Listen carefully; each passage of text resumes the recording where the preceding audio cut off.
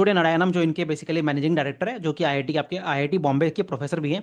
तो इन्होंने basically IIT Bombay से ही आपकी जो मैकेनिकल ब्रांच होती है, जो भी मैकाट्रॉनिक्स वगैरह की चीज़ें होती हैं, वहाँ से इन्होंने चीज़ों की शुरुआत की। और 2007 से इन्होंने बेसिकली आर&डी वगैरह पे काम किया।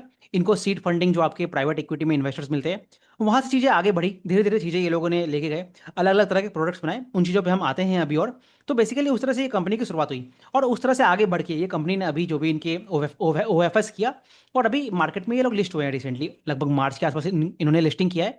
तो देखिए इनका जो कंपनी है ना, ये लोग खुद को कैसे डिफरेंशिएट करते हैं जो बाकी आपकी ऑटो एंसिलरी कंपनी से होती है।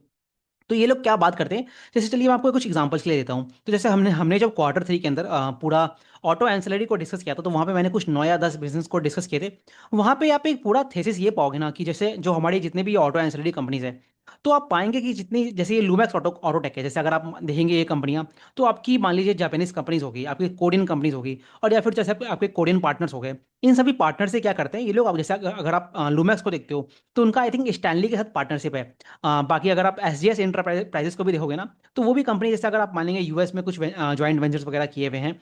तो आप एक चीज़ ये देखते हो कि जितने भी हमारी ऑटो एंसिलरी सेक्टर है, वहाँ पे एक कॉमन डीएनए सभी कंपनियों का ये होता है कि जो टेक आपका इंडिया के बाहर की कंट्रीज में डेवलप हो गया है, उस टेक को लेके आते हैं और इंडिया में एज अ जॉइंट वेंचर के रूप में उसको डेवलप करते हैं और इंडियन मार्केट की तरफ लेके जाते हैं।